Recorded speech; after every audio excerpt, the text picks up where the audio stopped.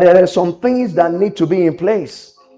There's a time we talked about covenant, the covenant of God. The covenant of God, we covered many aspects of the covenant. And one thing I kept on saying through that series, I think it was late 2023, we're in 2024, we're in 2026 now, is that the common thread that runs through each covenant, and when it comes to covenant of God, is that with every covenant, there are rules.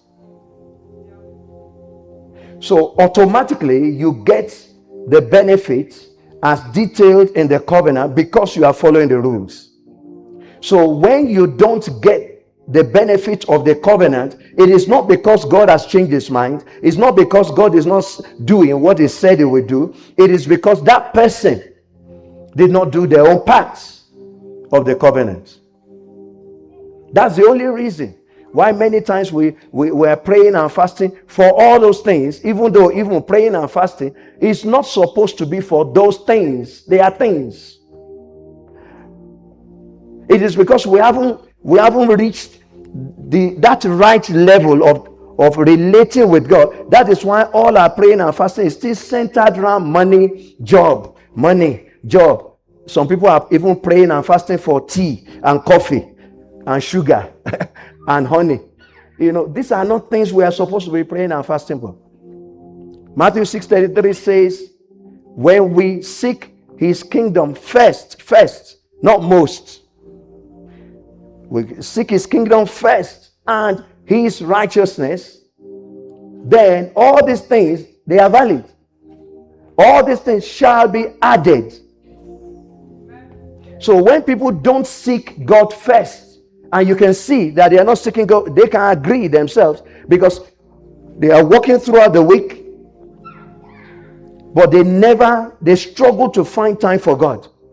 When it comes to church, which is time for God also, not only the time they say, they won't go, but they will go to work. Some people, they have been affected at work, insulted at work, disrespected at work, but they will still go regularly and consistently. But when it comes to God, who loves them, no. So these are the little things, we call it little, but I know they are not little, but we call it little, that happen in our lives that sometimes we get tired. And then who do we blame? It's still God. Some people will even be so brave, say, are you there? What kind of God are you?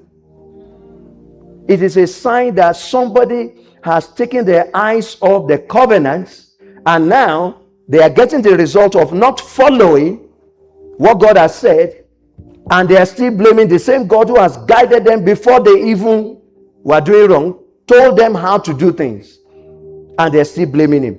And that comes with consequences too.